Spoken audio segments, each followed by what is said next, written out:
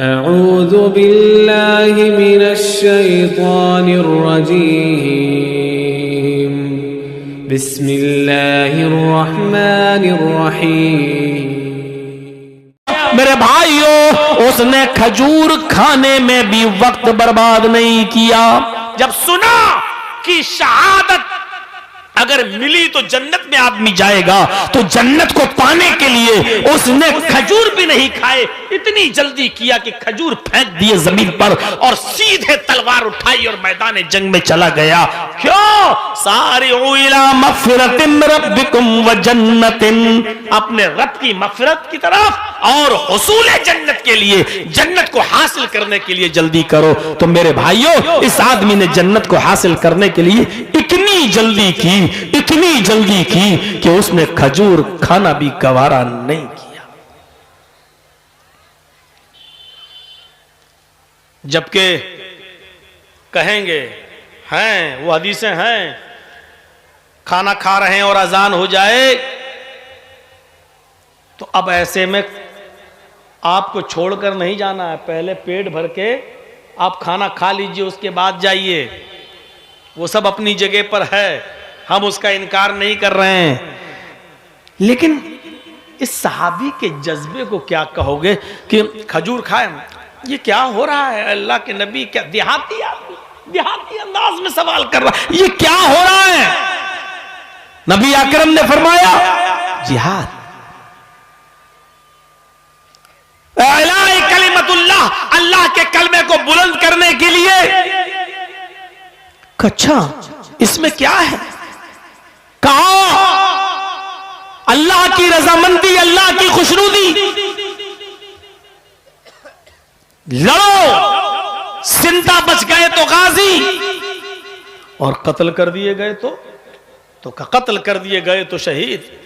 शहीद के लिए क्या कहा? जन्नत। बस लफ्ज़े जन्नत निकला, उस सहाबी ने खजूरी फेंक दिया, नहीं खाऊंगा, गया।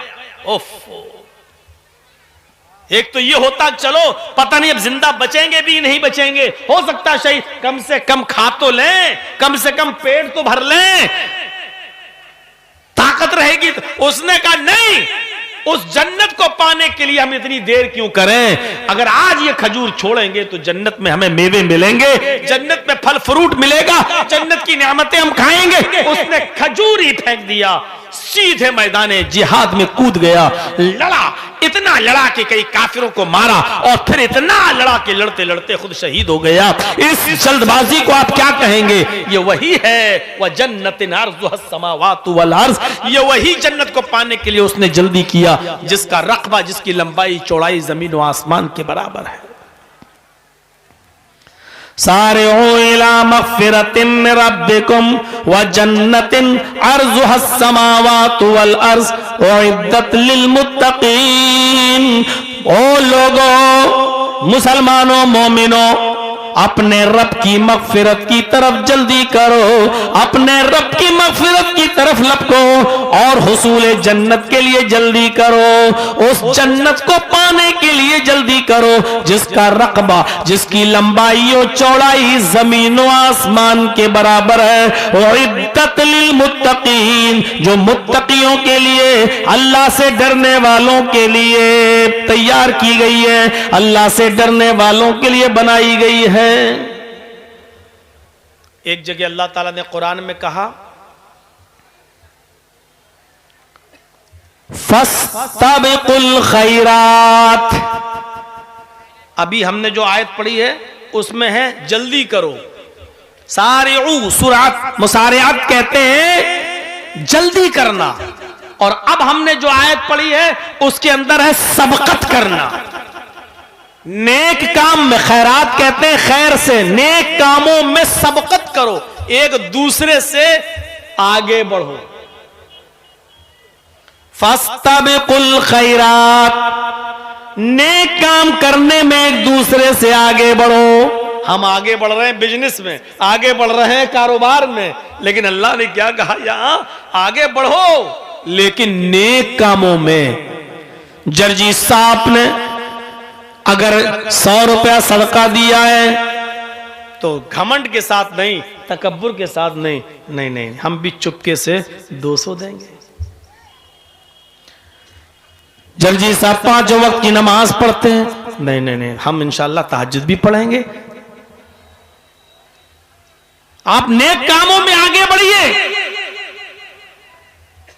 इस आदमी ने 50 लोगों को, गरीबों को रोजा इफ्तार कराया है, हम 100 आदमियों को कराएंगे, लेकिन तकब्बुर के साथ नहीं, दिखावे के साथ नहीं,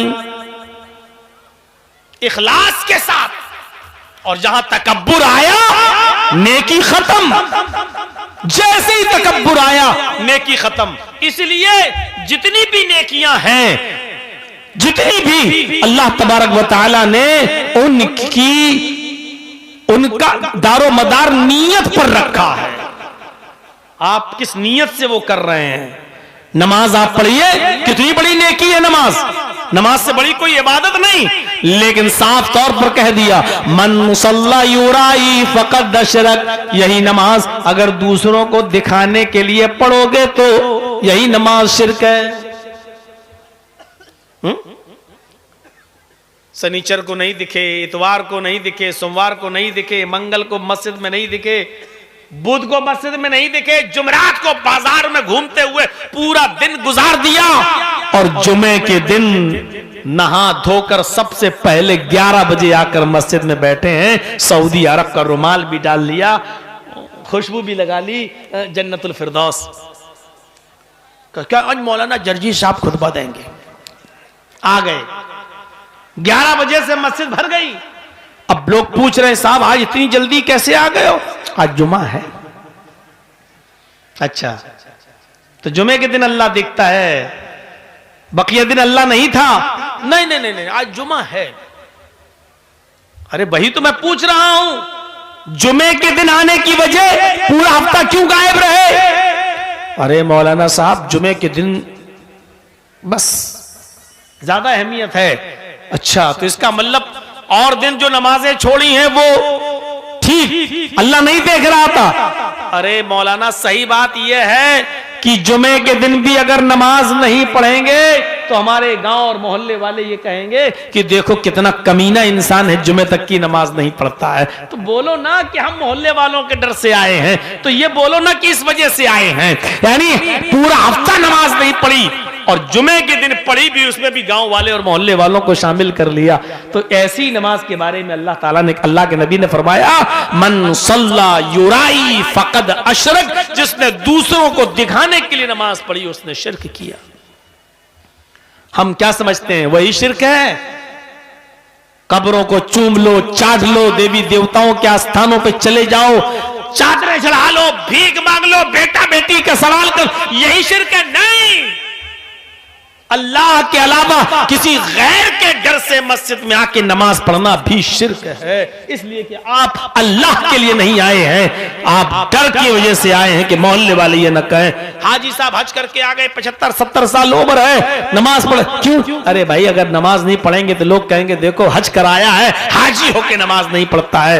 मौलाना साहब मस्जिद में नमाज पढ़ रहे हैं, क्यों साहब नमाज पढ़े? माशाअल्लाह। अगर नमाज नहीं पढ़ेंगे तो लोग कहेंगे मौलाना होके नमाज नहीं पढ़ रहा है। तो हम लोगों डर से मस्जिद में आ रहे हैं, गलत है।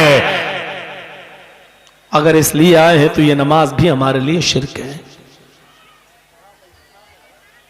आप देखते जाइए, इबादतों का दारो मदार नीयत पर है।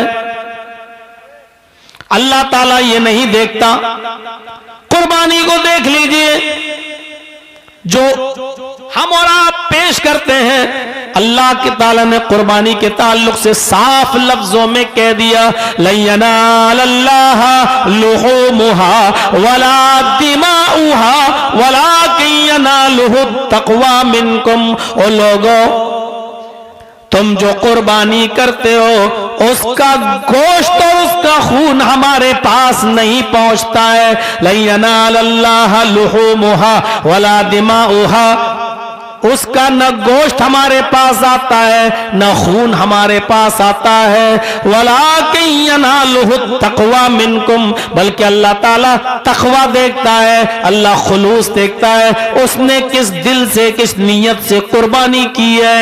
तुम 50,000 का बकरा कर दो, अगर इसलिए कर रहे हो कि लोग कहें देखो माशाअल्लाह कितना अच्छा बकरा किया है, गया हो गया काम, अब आपको कुर्बानी का कोई सवाब नहीं मिलेगा। अल्लाह ताला दिलों को देखता है। इन्नल्लाह ला यंजुरु इला अजसामिकुम वला इला सुवरिकुम वलाकिन यंजुरु इला कुलूबिकुम। अल्लाह तुम्हारे जिस्मों को नहीं देखता कि तुम कितने तंदुरुस्त हो, तुम्हारी बॉडी कैसी है, कितने बड़े बॉडी बिल्डर हो, नहीं देखता। वला इला सुअरिकुम, अल्लाह तुम्हारी शक्लों सूरतों को भी नहीं देखता कि तुम कितने हैंडसम हो, कितने गोरे हो, कितने हसीन हो, कितने खूबसूरत हो। ना जिस्मों को देखता है और ना शक्लों को। वलाकिन यंजुरु इला कुलूबिकुम, बल्कि वो तुम्हारे दिलों को देखता है। शक्लों सूरतों को देखा होता तो मेरे भाइयों हजरत बिलाल को वो मकाम जनाबे मोहम्मद रसूलुल्लाह नहीं देते। वही हजरत बिलाल थे, वही कि हजरत उमर फारूक रज़ियल्लाहु ताला अन्हु अपने दौरे खिलाफत में जब बिलाल को देखा करते तो अपनी कुर्सी छोड़ देते, अपनी चटाई छोड़ देते और कहते चीखते कि हमारे सैयद आ गए, हमारे सरदार आ गए। उठ जाते और कहते अरे बिलाल आओ मेरी जगह पर बैठो। लोग पूछते आप एक काले कलूटे हबशी नस्ल के लिए अपनी मस्तक छोड़ देते हैं, अपनी कुर्सी छोड़ देते हैं। तो हजरत उमर फरमाते हैं मैं बिलाल की इज्जत क्यों ना करूं, ये वो हस्ती है कि जिसकी इज्जत जनाबे मोहम्मद रसूलुल्लाह किया करते थे। ये वो शख्सियत है जिसके मकाम और मर्तबे को मोहम्मद रसूलुल्लाह ने पहचाना, तो मैं क्यों नहीं पहचानूं। हजरत उमर फारूक अपनी मसनद पर, अपनी कुर्सी पर हजरत बिलाल को बिठा दिया करते थे। यही वो बिलाल है कि जिन्होंने मदीने में एक बार ये कह दिया कि लोगों अल्लाह के नबी की हदीस है शादी करो, निकाह कर लिया करो। अगर तुम अल्लाह से पाक और साफ मिलना चाहते हो, ताहिर मुताहिर मिलना चाहते हो तो निकाह कर लो, शादी कर लो। लोगों मैं भी निकाह करना चाहता हूं, लेकिन मुझे अपनी बेटी कौन देगा, मुझे लड़की कौन देगा। मेरी शक्ल ऐसी, मैं अफ्रीका का रहने वाला, मैं हबशी नस्ल इंसान, मेरे अंदर भी शादी और निकाह की ख्वाहिश है ताकि मैं अल्लाह से पाक और साफ, पाक और मुताहिर होकर मिलूं। इतना कहा, इतना निकला था उनकी जबान से कि मदीने के बड़े बड़े रईसों ने, मदीने के बड़े बड़े अमीरों ने, मदीने के बड़े बड़े चौधरियों ने कहा आए बिलाल मेरे घर चलो, आए बिलाल पानी के बहाने मेरी बेटी आएगी, तुम्हें पानी देगी, मेरी बेटी का एक बार चेहरा देख लो, मेरी बेटी का एक बार हाथ देख लो। आए बिलाल मेरी नजर में मेरी बेटी तो चांद का टुकड़ा है, हसीनो जमील है। आए बिलाल एक नजर मेरी बेटी को देख लो, अगर मेरी बेटी पसंद आ जाए तो मैं अपनी बेटी का निकाह तुम्हारे साथ करने के लिए तैयार हूं। आए बिलाल मैं अपनी बेटी की शादी तुम्हारे साथ करने के लिए तैयार हूं, एक बार चलो और मेरी बेटी को देख लो। दूसरे ने कहा ये पहले कह चुके हैं, आए बिलाल इनके यहाँ चले जाओ, अगर इनकी बेटी पसंद ना आए तो फिर मेरे घर चलना। आए बिलाल मेरे पास भी खूबसूरत बेटी है, मैं अपनी बेटी का निकाह तुम्हारे साथ करने के लिए तैयार हूं। आए बिलाल पहले ये बोल चुके हैं, पहले इनके घर जाकर इनकी बेटी देख लो, अगर पसंद ना आए तो मेरे घर में चलकर मेरी बेटी देख लेना। एक हबशी नस्ल इंसान के लिए मदीने के बड़े बड़े अमीर, रईस और चौधरियों ने अपने घर के दरवाजे खोल दिए। आओ बिलाल चलो और मेरे घर में चलकर मेरी बेटी को एक बार देख लो, पसंद आ जाए तो मेरी बेटी से निकाह कर लो। मेरे भाइयों रंगो नस्ल को मिटाया, जात बरादरी को मिटाया, इसलिए कि इस्लाम ये सब नहीं देखता। अल्लाह ताला ने कहा कि मैं ये सब नहीं देखता। अल्लाह के नबी फरमाते हैं कि अल्लाह न शक्लो सूरतें देखता है, न जिस्म देखता है, बल्कि वो तुम्हारे दिलों का तकवा देखता है, तुम्हारे दिलों की परहेजगारी देखता है। यही वजह है कि हज के मैदान में कोई इंडिया से, कोई पाकिस्तान से, कोई इंडोनेशिया से, कोई मलेशिया से, कोई रसिया से, कोई सीरिया से, कोई इराक से, कोई ईरान से, कोई जापान से, कोई फिलीपीन से और कोई मेरे भाइयों चाइना से और कोई आजरबाईजान से और उर्दू से, इन तमाम जगहों से जब लोग एक जगह इकट्ठे होते हैं तो काले और गोरों सबका रंग और नस्ल मिट जाती है, अमीरी और गरीबी खत्म हो जाती है और एक जबान कहते हैं लब्बैक लब्बैक अल्लाहुम्मा लब्बैक। जैसे कोई मुजरिम अपने जराइम कि बोझ से भाग रहा हो और उसको शूट का ऑर्डर दे दिया हो, जहां दिखे उसको गोली मार दो, और वो कोर्ट की तरफ भाग रहा है और कोर्ट में आके कहता है कि मैंने अपने आप को सरेंडर कर दिया, मैंने अपने आप को आपके हवाले कर दिया, गोया कि ये मुजरिमीन है और भाग कर आए हुए हैं और कह रहे हैं कि अल्लाह मैं हाजिर हूं, मैं हाजिर हूं, मैंने अपने आप को तेरे सामने सरेंडर कर दिया है। अय अल्लाह मेरे गुनाहों को तेरे अलावा कोई माफ नहीं कर सकता, अय अल्लाह मैं हाजिर हूं। सारी चीजें मिट जाती हैं, तकवा दिखाई देता है, ऊंच नीच मिट गई, अमीरी गरीबी मिट गई, रंग नस्ल मिट गया, सारी चीजें खत्म हो गई। मेरे भाइयों, तकवे की रूह है, तकवा ये रूह है इबादत की। तो आइए, मैं थोड़ा सा आगे निकल गया, मैं कहना यह चाह रहा था कि इस आयत के अंदर सबकत करना बताया, एक दूसरे से आगे बढ़ो, नेकियों में आगे बढ़ो, और नेकियों में एक दूसरे से आगे बढ़ने में कोई बुराई नहीं है, लेकिन नीयत साफ होनी चाहिए। इसलिए मैंने नीयत पर बोल दिया पहले, ताकि हम अगर किसी से नेकियों में आगे बढ़ने की कोशिश कर रहे हैं तो नीयत हमारी साफ होनी चाहिए। अल्लाह की रजामंदी के लिए, अल्लाह की खुशनुदी के लिए हम एक दूसरे से नेकियों में आगे बढ़े। आपके सामने कैसा मंजर अब मैं दिखाने जा रहा हूं, उस मंजर को देखेंगे आप, ऐसा लगेगा जैसे ये मंजर हमारी आंखों के सामने है। आप सोचिए, गज़वे तबूक का नाम सुना है ना? इस्लामी जंगें जो हुई हैं उनमें एक गज़वा कहते हैं उसको, जिसमें सहाबाए किराम के साथ साथ नबी अकरम भी उसमें शरीक हुए हों और नबी अकरम भी उसमें शिरकत किए हों, उसको कहते हैं गज़वा। नबी अकरम की जिंदगी में गज़वा और सरिया दोनों को मिलाया जाए, गज़वा तो सराया, तो टोटल उनकी तादाद होती है 80, जिसमें अल्लाह के नबी शरीक हुए वो गज़वात भी शामिल है और वो सरिया भी शामिल है जिसमें अल्लाह के नबी सल्लल्लाहु अलैहि वसल्लम शरीक नहीं हुए।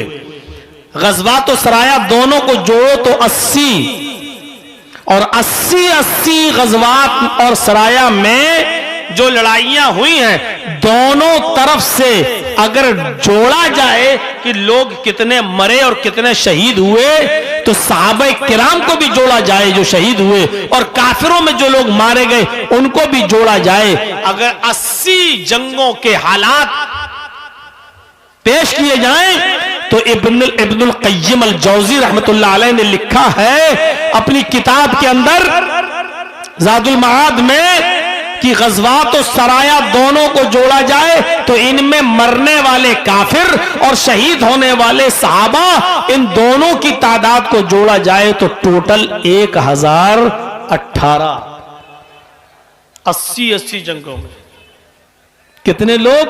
1018। यहां तो एक एक जंग में कितने लोग मारे जाते हैं, वो भी बेकसूर बेगुनाह। फिलिस्तीन का हाल देख लीजिए आप, जो मारे जा रहे हैं वो बिल्कुल बेकसूर, जो औरतें कत्ल कर दी गई वो बेकसूर, जो मर्द मारे गए वो बेकसूर। अरे तुम्हारी जंग जिससे है वो तो नहीं मर रहे हैं, बमबारी से जो लोग मारे जा रहे हैं वो बेकसूर। यहां तो जंग लड़ने वाले काफिर और मुसलमान साहबा दोनों को जोड़ा तो 1018, और हालात ऐसे कि आपने उन जंगों में जो उसूल और जो ज़ाब्ता बनाया वो इतना सख्त ज़ाब्ता कि देखो जंग अगर मुसल्लत ही कर दी जाए और मजबूर कर दिया जाए तुम्हें लड़ने पर, तभी लड़ना, और लड़ते वक्त भी याद रखना किसी बूढ़े की गर्दन पे तलवार न चले, किसी औरत की गर्दन पे तलवार न चले, कोई मासूम बच्चा तुम्हारी तलवार से न मारा जाए। इतने सख्त उसूल, इतने हार्ड ज़ाब्ते बनाए हैं इस्लाम के गाइड मोहम्मद रसूलुल्लाह सल्लल्लाहु अलैहि वसल्लम ने। दोनों को जोड़ा गया तो कितने हुए? 1018। 80 जंगों से डिवाइड कर दीजिए 80 से, तो एक जंग में मरने वाले 50 भी नहीं है, 50 भी नहीं पड़ेंगे। आप अंदाजा लगा सकते हैं मेरे प्यारे साथियों, जरा सोचिए। वो गज़वा जिसको गज़वा तबूक कहा जाता है, नबी अकरम सल्लल्लाहु अलैहि वसल्लम की तरफ से हुक्म होता है इस गज़वे के लिए निकलना है। अब तवज्जो दीजिए, अल्लाह के नबी की तरफ से हुक्म दिया जाता है इस गज़वे की तरफ निकलना है। सहाबा किराम तैयार,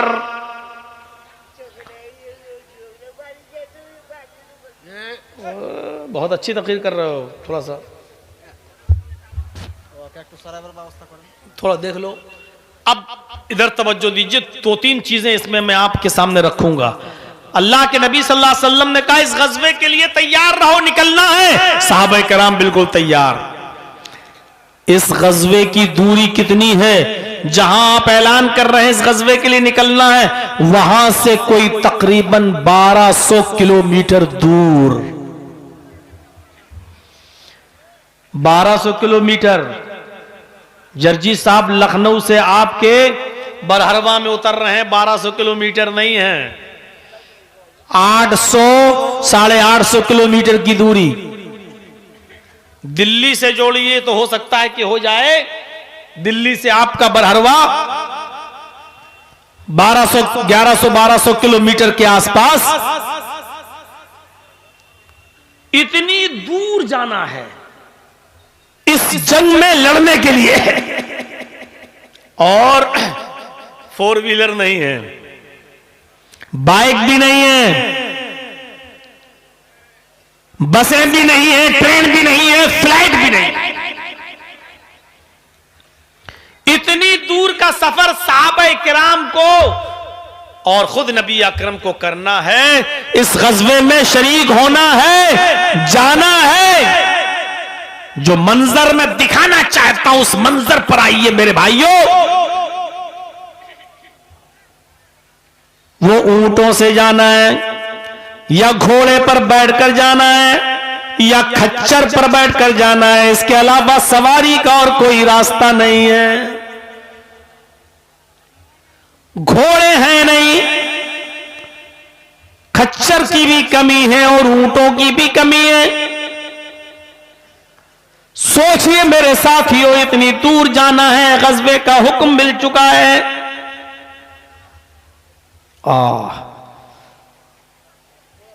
और यहां खजूर की पूरी फसल पककर तैयार, कल या परसों कटने वाली है खजूर की फसल। सहाबा किराम का यही बिजनेस था, खजूर की फसल, खजूर के बागात, खजूर की खेतियां पककर तैयार हैं, कल या परसों खजूर के फल कटने वाले हैं, मार्केट में बिकेंगे। साल भर की मईशत उसी के ऊपर डिपेंड है, साल भर का खर्चा उसी पर डिपेंड है। ये खजूर कटेंगे, बिकेंगे, उसी पर डिपेंड है पूरे साल का खर्च, पूरे साल की मईशत उसी पर डिपेंड है। लेकिन आपने कहा कि निकलना है। सोचिए आप, अब समझ में आया कुर्बानी किस चीज का नाम है, अब समझ में आया कि इस्लाम क्या चाहता है, अब समझ में आया कि नेक काम में जल्दी करने का मतलब क्या है। खजूर की फसल पककर तैयार, कोई ये नहीं कह सकता कि अल्लाह के रसूल हमें 2 दिन की मोहलत दे दीजिए, हमारे खजूर की फसल तैयार नहीं। अब निकलना है तो निकलना है। खजूर बर्बाद होंगे, होने दो, फसल तबाह होगी, हो जाए। सहाबा किराम ने यह नहीं कहा कि नहीं अल्लाह के रसूल हम ऐसा नहीं करेंगे, हमें 2 दिन की मोहलत दे दीजिए। जिनके बागात नहीं है वो जाएं, हम लोग फसल काट कर बाजार में फरोख्त करने के बाद हम आपके साथ चलेंगे। नहीं, सब तैयार हैं, जो होगा होगा, हमें नहीं चाहिए फसल, हमें नहीं चाहिए खजूर, हम चलने के लिए तैयार। अच्छा, चलो सब तैयार। 1200 किलोमीटर का सफर। अब घोड़े भी तो चाहिए, ऊंट भी तो चाहिए, सफर कैसे होगा? कुछ रास्ते में ज्यादा राह भी चाहिए, खाना पीने का सामान भी तो चाहिए। इतनी दूर 1200 किलोमीटर कैसे जाएंगे? और जाएंगे तो फिर खाने पीने का क्या होगा? आपने फरमाया लोगों, अपनी अपनी इस्तिताअत के मुताबिक, अपनी अपनी हैसियत के मुताबिक चंदा लाओ, ताउन करो। जिसके पास जो हो वो ताउन करे, वो मदद करे। एक तरफ तो खजूर की फसल नहीं कटी, आ गए चंदा लेने। कहते ना अरे आ गए मदरसे का चंदा लेने, अरे अभी फसल नहीं कटी है, थोड़ा सा रुक जाओ यार, अगले महीने ले लेना, बाजार में अभी माल नहीं बिका है, अगले महीने ले लेना। यहां फसल भी खड़ी है तैयार। यहां अल्लाह के नबी कह रहे हैं चंदा दो, जो भी तुम्हारी हैसियत के मुताबिक हो। जैसे ही चंदे का ऐलान होता है, यहां हम जो मंजर दिखाना चाहते हैं वो ये कि आज हजरत उमर फारूक बहुत खुश हैं। क्यों? उसकी वजह बता रहा हूं। आज उमर फारूक रज़ी अल्लाह ताला अन्हु कहते हैं अल्लाह के नबी ने आज चंदा मांगा, ताउन मांगा, हेल्प मांगी है। आज मैं नबी अकरम सल्लल्लाहु अलैहि वसल्लम को चंदा ला कर दूंगा, हमारे पास बहुत कुछ है। आज मैं अल्लाह के नबी को इतना दूंगा, इतना दूंगा, इतना दूंगा कि आज इंशाअल्लाह मैं अबू बकर सिद्दीक से नेकियों में आगे बढ़ जाऊंगा। आज मैं अबू बकर सिद्दीक से नेकियों में आगे बढ़ जाऊंगा, क्योंकि अबू बकर सिद्दीक के पास देने के लिए कुछ है ही नहीं, वो क्या देंगे बेचारे। आज मैं दूंगा नेकियों में आगे। देखिए उमर फारूक की सोच क्या है, क्या कह रहे हैं? आज मैं इंशाअल्लाह हजरत अबू बकर से नेकियों में आगे बढ़ जाऊंगा। नेकियों में आगे बढ़ने के लिए सदका और खैरात करना है कि आज मैं अबू बकर से नेकियों में आगे बढ़ जाऊंगा। अल्लाह के नबी ने कहा जाओ अपने अपने घरों में जाओ और जिसके पास जो हैसियत हो, जो इस्तिताअत हो, अपनी इस्तिताअत के मुताबिक सामान लाओ, ताउन करो। गए हजरत अबू बकर सिद्दीक भी लाए, हजरत उमर भी लाए, जो साहबा थे सब लाए अपने घर से। कुछ न, जिसकी जो हैसियत थी वो लाता गया, जिसकी जो हैसियत थी वो देता गया, जिसकी जो हैसियत थी वो पहुंचाता गया। नबी अकरम सल्लल्लाहु अलैहि वसल्लम ने देखा सब ला चुके। आपने ढेर सारा माल देखा, हजरत उमर फारूक का माल ज्यादा था। आपने कहा ये किसका है? हजरत उमर ने हाथ उठाया, अल्लाह के रसूल मेरा, आया अल्लाह के नबी ये मैं लाया हूं। आपने कहा इधर आओ जी, ये तुम्हारा माल है? हाँ। अगर ये माल तुम्हारा है तो तुमने अपने घर पे क्या छोड़ा है? अब देखिए, आए उमर, अगर ये माल तुम लाए हो तो ऐसा लग रहा है कि सारा पूरा घर का सारा माल उठा लाए। अगर सारा माल ये तुम उठा लाए तो घर में आपने क्या छोड़ा है? हजरत उमर मुस्कुराते हुए कहते हैं कि अल्लाह के नबी जितना माल लाया हूं उतना ही मैंने घर में भी छोड़ा है। यानी अपने घर में जब मैं गया तो मैंने अपने घर के सामान के दो हिस्से कर दिए। दो चादर थी, एक चादर घर पे छोड़ी, एक चादर यहां ले आया। दो बर्तन थे, एक बर्तन घर छोड़ा, एक बर्तन यहां ले आया। दो ऊंट थे, एक ऊंट घर छोड़ा, एक ऊंट यहां ले आया। दो घोड़े थे, घोड़ा घर छोड़ा तो एक घोड़ा यहां ले आया। आए अल्लाह के नबी, मैंने अपने घर के सामान के दो हिस्से किए, मैंने अपने घर के सामान को 2 पार्ट्स में डिवाइड कर दिया। आए अल्लाह के नबी सल्लल्लाहु अलैहि वसल्लम, मैंने आधा सामान घर में छोड़ा और आधा मैं यहां ले आया। अल्लाह के नबी फरमाते हैं बारकल्लाहु फीकुम, अल्लाह रब्बुल आलमीन तुम्हारे माल में बरकत दे, अल्लाह रब्बुल आलमीन तुम्हारे कारोबार में बरकत दे, अल्लाह तुम्हारे माल में बरकत दे। आपने उनको फरमाया अल्लाह तुम्हें बरकतों से नवाजे। आधा माल तुम लाए हो और आधा घर पे छोड़ दिया, अल्लाह तुम्हें बरकतों से नवाजे। आपकी नजर उस ग़ज़वा तबूक में सामान लाने वाले सहाबा किराम में अबू बकर सिद्दीक के माल पर भी गई, जो बहुत थोड़ा सा माल था। आपने फरमाया ये किसका है? हजरत अबू बकर सिद्दीक कहते हैं अल्लाह के नबी ये मेरा है। आपने अबू बकर सिद्दीक के माल को देखा जो बहुत थोड़ा सा था। आपने कहा अबू बकर इधर आओ। हजरत अबू बकर कहते हैं अल्लाह के नबी ये मेरा माल है। आपने ताउन के लिए कहा, हेल्प के लिए कहा, मैं उठा लाया। आपने फरमाया अबू बकर ये बताओ ये माल अगर तुम लेके आए हो तो तुमने घर पे क्या छोड़ा है? मैंने यही सवाल हजरत उमर से किया। उमर आधा लाए आधा घर पे छोड़ा। आए अबू बकर तुमने घर पे क्या छोड़ा है? तुम्हारे बीवी हैं, तुम्हारे बच्चे हैं, अगर तुम उनके लिए क्या छोड़ के आए हो? हजरत अबू बकर सिद्दीक कहते हैं अय अल्लाह के नबी मेरे घर में जितना माल था सब ले आया। उमर फारूक का आधा माल हजरत अबू बकर सिद्दीक के पूरे माल से ज्यादा था। उमर का आधा माल अबू बकर के पूरे माल से बहुत ज्यादा था। आपने कहा अबू बकर तुमने घर में क्या छोड़ा है? फरमाया अल्लाह के नबी घर में जो कुछ था सब ले आया। आपने फरमाया लाया हुआ तो दिख रहा है, ये लाए हो। मैंने पूछा घर में क्या छोड़ा है? फरमाया अतरुकु इस्मल्लाह। आय अल्लाह के नबी मैंने घर में सिर्फ अल्लाह के नाम को छोड़ा है और कुछ नहीं छोड़ा। यानी अल्लाह और उसके रसूल की मोहब्बत को घर में छोड़ के आया हूं। मैंने कोई चीज घर में नहीं छोड़ी है। मेरे घर में जो कुछ भी था सब कुछ उठा लाया और इसके अलावा मेरे पास और कुछ नहीं था। मेरे घर का ये सारा सासा सारी पूंजी सारी जायदाद है। आय अल्लाह के नबी घर में जो कुछ था मैं सब ले आया। घर में अल्लाह के नाम के अलावा मैंने कुछ नहीं छोड़ा। जैसे ही नबी अकरम सल्लल्लाहु अलैहि वसल्लम ने ये सुना, जैसे ही नबी अकरम सल्लल्लाहु अलैहि वसल्लम ने ये सुना, अबू बकर सिद्दीक ने देखा, अबू बकर ने देखा कि उमर फारूक ने देखा कि अबू बकर का सारा माल है और उन्होंने अपने घर में अल्लाह और उसके रसूल की मोहब्बत के सिवा कुछ नहीं छोड़ा। तो हजरत उमर फारूक रोने लगे और जोर जोर से रोने लगे। लोगों ने पूछा क्यों रो रहे हैं? इनके रोने की वजह क्या है? ये तो अच्छा खासा माल लाए हैं। फरमाया उमर फारूक ने मैं इसलिए रो रहा हूं क्योंकि मेरे दिल में यह ख्याल आ गया था कि आज मैं अबू बकर से नेकियों में आगे निकल जाऊंगा। मैंने अपने घर के सामान के दो हिस्से किए, एक हिस्सा घर पे छोड़ा, एक हिस्सा यहां, और मेरा ये सामान और लोगों के सामानों से ज्यादा है। आज मैं बड़ा खुश था कि आज मैं नेकियों में आगे बढ़ जाऊंगा। आज मैं अबू बकर सिद्दीक से नेकियों में आगे बढ़ जाऊंगा। हर मामले में अबू बकर आगे बढ़ते रहे, हर मामले में अबू बकर आगे बढ़ते रहे, लेकिन आज नेकियों में मैं आगे बढ़ जाऊंगा। लेकिन ऐन मौके पर अबू बकर सिद्दीक ने यह कह दिया कि मैंने घर में कुछ नहीं छोड़ा सिवाय अल्लाह और उसके रसूल की मोहब्बत के, सारा का सारा माल ले आया।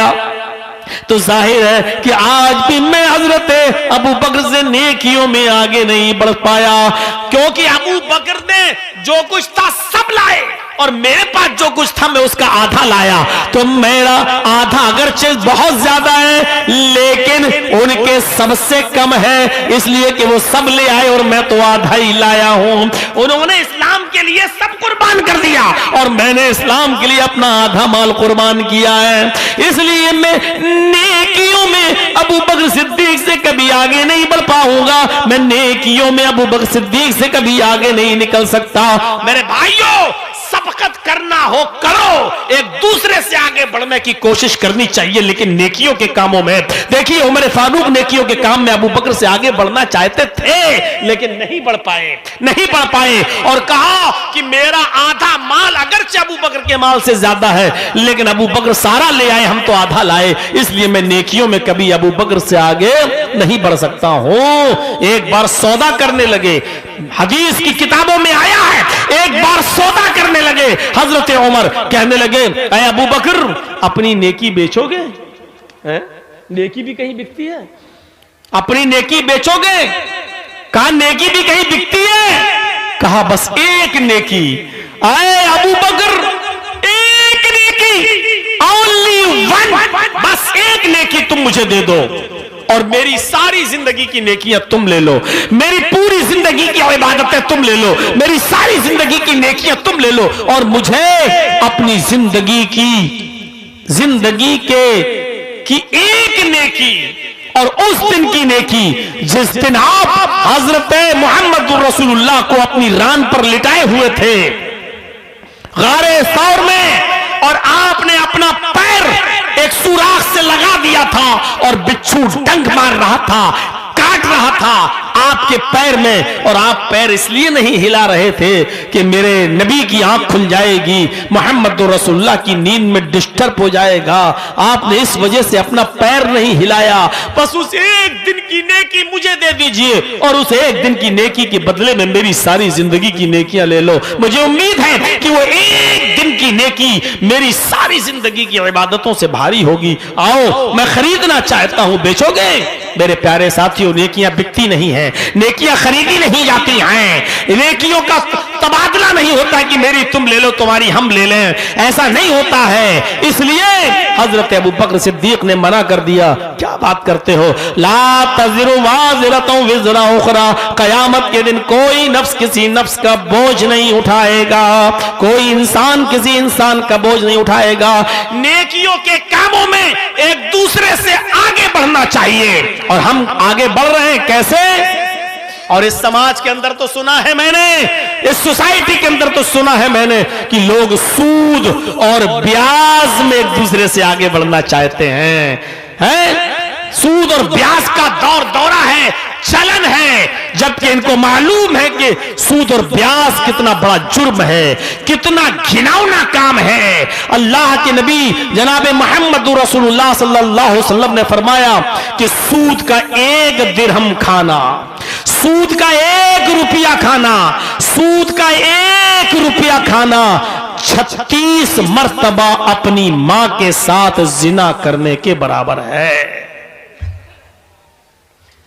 ऐसा है जैसे उसने 36 मर्तबा उसने जिना किया हो।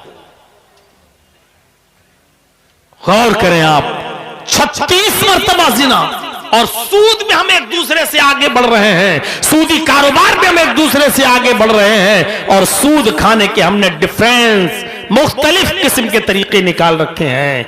हम कहते हैं ये सूद नहीं है। मेरे भाइयों, नामों के बदल देने से हैसियत नहीं बदल जाती है। शराब का नाम दवा रख दो तो उसकी हैसियत नहीं बदल जाएगी।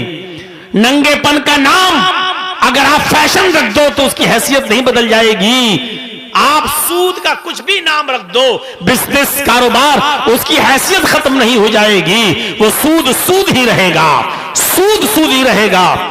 बस मजबूरी में सूद की जो शक्लें हम और आप अदा कर रहे हैं वो एक अलग चीज है। मजबूरी में मसलन आपने कोई 4 व्हीलर खरीदी या 2 व्हीलर खरीदी, अब आप इंश्योरेंस बनवाते हैं और उसमें गाड़ी का इंश्योरेंस जब तक नहीं होगा आप गाड़ी नहीं चला पाएंगे, आपको देना पड़ रहा है, हर साल इंश्योरेंस बनवाना पड़ रहा है। ये आपकी मजबूरी है, क्योंकि ये हमारे मौजूदा हिंदुस्तान के कानून और लॉ के हिसाब से है। अगर आप ऐसा नहीं करेंगे तो रोड पर 4 व्हीलर नहीं चलेगी, रोड पर 2 व्हीलर नहीं चलेगी, रोड पर आपकी गाड़ी नहीं चलेगी।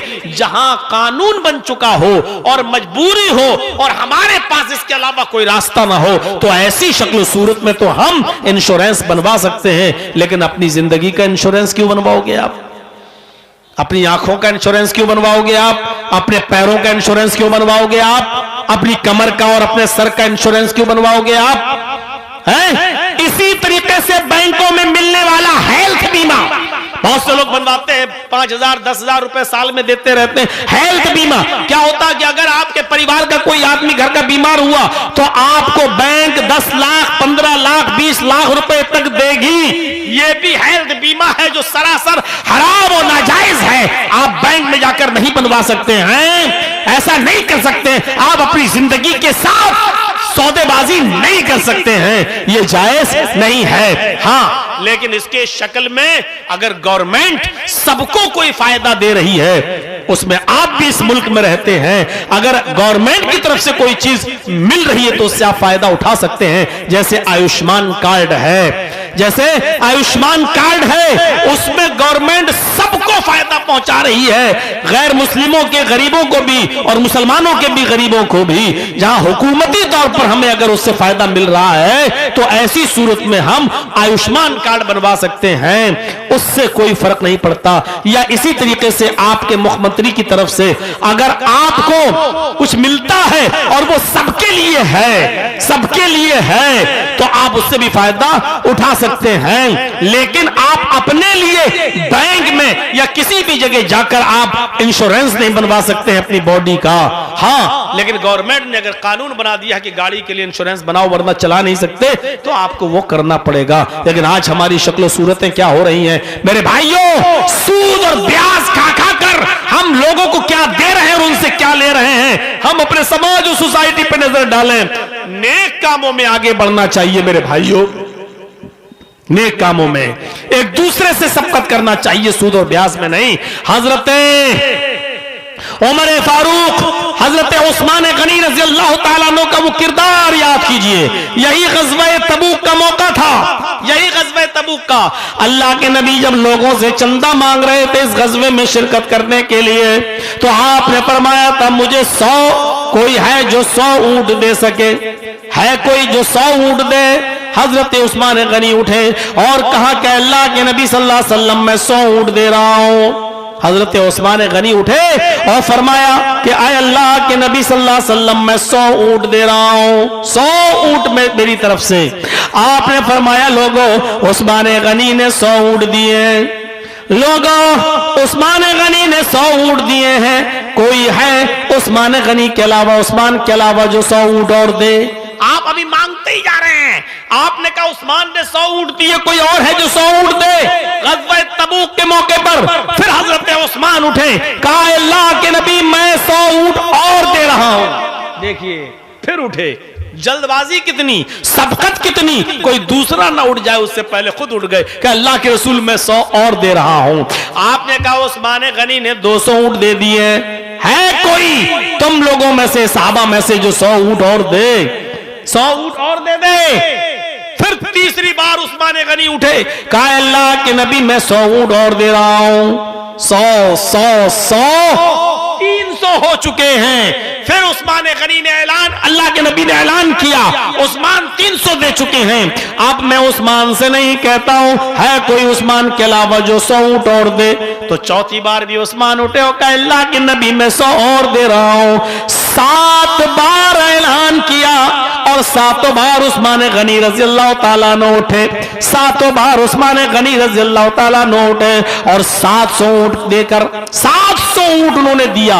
अल्लाह के नबी ने सोचा कि अब मैं जितनी बार कहूंगा यही उठेंगे। आपने कहना छोड़ दिया, लेकिन फिर आपने एक जुमला फरमाया, बुखारी की हदीस के मुताबिक अल्लाह के नबी ने फरमाया आज उस्मान ने इतनी बड़ी नेकी का काम किया है, आज उस्मान ने इतनी बड़ी नेकी का काम किया है, 700 ऊंट दिया ग़ज़वा तबूक के मौके पर।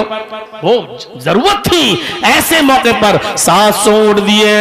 आज उस्मान ने इतना बड़ा नेक काम किया है कि आज के बाद अगर उस्मान एक भी नेक काम न करे, अल्लाह कहता मा ज़र्रा उस्मान। आपने उसी महफिल में सुनाया कि उस्मान के लिए अल्लाह ने खुशखबरी सुनाई है। लोगों सुनो, मा ज़र्रा उस्मान, मा ज़र्रा उस्मान, मा ज़र्रा उस्मान, मा मिला बादल यौम क़त्तो। आज के बाद मेरा उस्मान एक भी नेक काम न करे, फिर भी अल्लाह उसको जन्नत देकर रहेगा। उस्मान को कोई चीज अब नुकसान नहीं पहुंचा सकती है, उस्मान को अल्लाह फिर भी जन्नत देकर रहेगा। आज के बाद अगर एक भी नेक काम न करे, तो मेरे भाइयों नेक काम करने में एक दूसरे से सबकत करना चाहिए, नेक काम करने में एक दूसरे से आगे बढ़ना चाहिए, नेक कामों में जल्दी करनी चाहिए। हमने 2 आयतें पढ़ी हैं और दोनों आयतों की रोशनी में आपके सामने ये 1.5 घंटे की स्पीच आपके सामने दी है। पहली आयत सारिऊ इला मग़फ़िरतिन मिन रब्बिकुम व जन्नतिन अर्ज़ुहस समावातु वल अर्ज़। इस आयत में मैंने ये बताया कि नेक काम करने में जल्दी करना चाहिए, जल्दी करना चाहिए नेक काम करने में। नमाज पढ़ना और रोजा रखने का हुक्म नहीं दिया, बल्कि अल्लाह ताला ने कहा नेक कामों में जल्दी करो, जल्दी करो। पता नहीं कब हमें और आपके सामने मौत आ जाए, कब ये मौका ही ना मिले। अल्लाह के नबी फरमाते हैं बादिरू बिल आमालि सबअन हल तंतज़िरूना इल्ला फ़क़रन मुनसिया औ गिनन मुदगिया औ मरज़न मुफ़सिदा औ हरमन मुफ़न्निदा औ मौतन मुजहिज़ा अब दज्जाल फशर्रु गाइबिन युंतज़र अब फसाअत वधा व अमर्रु। अल्लाह के नबी सल्लल्लाहु अलैहि वसल्लम फरमाते हैं लोगों, अपनी जिंदगी में इन 7 चीजों के आने से पहले नेक अमाल कर लो। नेक अमाल करने में जल्दी करो। इन 7 चीजों के नमूदार होने से पहले, इन 7 चीजों के आने से पहले नेक कामों में जल्दी कर लो। वो 7 चीजें क्या है? हल तंतज़िरूना इल्ला फ़क़रन मुनसिया। लोगों, अगर अल्लाह ने तुम्हें अमीर बनाया है, दौलतमंद बनाया है, मालो दौलत से नवाजा है, तो ऐसी फकीरी का इंतजार न करो जो तुम्हें सब कुछ भुला दे। हल तंतज़िरूना इल्ला फ़क़रन मुनसिया, ऐसी गरीबी का इंतजार न करो जो तुम्हें सब कुछ भुला दे। औ गिनन मुदगिया, अगर तुम्हें गरीब बनाया है, फकीर बनाया, तंदस्त बनाया है, तो ऐसी अमीरी का इंतजार न करो जो तुम्हें सरकश बना दे, जो तुम्हें नालायक बना दे, जो तुम्हें सरकश और बागी बना दे। अगर गरीब हो तो अमीरी का इंतजार न करो, एक, और अगर अमीर हो तो गरीबी का इंतजार न करो। गरीब हो तो अमीरी का इंतजार न करो। इसलिए गरीबों में वक्ती वक्त है तुम्हारे पास, टाइम ही टाइम है तुम्हारे पास। अल्लाह की जो इबादत कर लोगे वो दौलत आने के बाद नहीं कर पाओगे। और दौलत है तो अभी अल्लाह की इबादत कर लो, इसलिए कि सब कुछ अल्लाह का दिया हुआ है। गर्म पानी से वुजू बना सकते हो, ठंडे पानी की बजाय गर्म पानी से नहा सकते हो। सर्दियों में गर्म और ऊन के कपड़े, वोइन के कपड़े पहन कर जा सकते हो। अगर गरीब हो जाओगे सब कुछ लुट जाएगा, फिर जाओगे तुम इबादत करने। अमीर हो तो गरीबी का इंतजार न करो, और गरीब हो तो अमीरी का इंतजार न करो। और मरज़न मुफ़सिदा, अगर सेहतमंद हो, तंदुरुस्त हो, तो ऐसी बीमारी का इंतजार न करो कि बिस्तर पर लेट जाओ जो बिगाड़ के रख दे। मोटरसाइकिल पे जा रहे हो, अच्छे खासे तंदुरुस्त हो, अचानक फिसली और टूट गई टांग और टूट गई रीढ़ की हड्डी, अब बिस्तर पर लेटे हुए हो, अब जाओगे नमाज पढ़ने के लिए, अब जाओगे इबादत करने के लिए। अब तो जो देखने आ रहा है उसी से कह रहे हो साहब हमारे लिए दुआ करना, अल्लाह मुझे शिफा दे। अब जाओगे इबादत करने। सेहतमंद हो, तंदुरुस्त हो, तो ऐसी बीमारी का इंतजार न करो जो तुम्हें बिस्तर पर लिटा दे। औ हरमन मुफन्निदा, अगर जवान हो, तंदुरुस्त हो, तो ऐसे बुढ़ापे का इंतजार न करो जो तुम्हारी अक्ल याददाश्त को बिगाड़ दे, जो तुम्हें पागल और मजनू कर दे, जो तुम्हारी याददाश्त बिगाड़ दे। ऐसे बुढ़ापे का इंतजार कर रहे हो जो तुम्हारी अक्ल को खराब कर दे। अब बैठे हो वुजू बनाने, पता ही नहीं 3 बार धुलना चाहिए कि 5 बार। जा रहे हो नमाज पढ़ने, पता ही नहीं सुभानक अल्लाहुम्मा पढ़ना चाहिए, अल्लाहुम्मा बाइद बैनी पढ़ना चाहिए, या सुभान रब्बियल आला 4 रकात पढ़ना चाहिए, ये 6 है, पता ही नहीं क्या पढ़ो। ऐसी अकल के खराब होने का इंतजार कर रहे हो। 4 चीजें, 7 चीजें बताई हैं। इन 7 चीजों के आने से पहले नेक अमल कर लो। अगर गरीब हो तो अमीरी के आने से पहले नेक अमल कर लो, एक, और अमीर हो तो गरीबी के आने से पहले नेक अमल कर लो, 2, तंदुरुस्त हो तो ऐसी बीमारी से पहले जो बिस्तर पे लिटा दे नेक अमल कर लो, 3, और चौथी चीज बताई अगर जवान हो तो ऐसे बुढ़ापे का इंतजार मत करो जो तुम्हारी अकल को खराब कर दे, चौथी चीज। और 5वीं चीज ये बताई और मौतन मुजहिजा, अगर जिंदा हो तो अचानक आ जाने वाली मौत से पहले नेक अमल कर लो। जब मौत आ जाएगी तब जाओगे इबादत करने, नेक अमल करो मौत के आने से पहले। और छठी चीज अब दज्जाल फशर्रु गाइबिन युंतज़र, खुरूज दज्जाल से पहले नेक अमल कर लो। जब काना दज्जाल आएगा, तौबा के दरवाजे जब बंद कर दिए जाएंगे, वो अपने फितरे में डालने की कोशिश करेगा, इसलिए खुरूज दज्जाल से पहले नेक अमल कर लो। और 7वीं और आखिरी चीज बताई अविसा, कयामत के आने से पहले नेक अमल कर लो, इसलिए कि कयामत के दिन सिवाय पछताने के और कुछ नहीं होगा।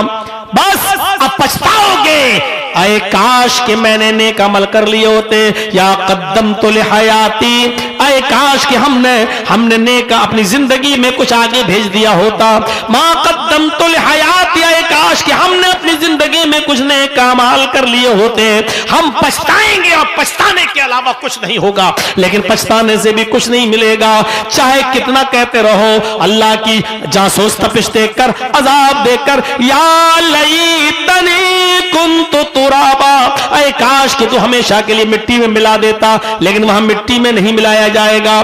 चाहे कितना भी चीखते रहो, उल्टे हाथ में बाएं हाथ में नामे अमाल मिलेगा तो चीख पड़ोगे, या लैतनी लम ऊत किताबिया, अय काश कि मुझे मेरी किताब, मेरा नामे अमाल न मिला होता।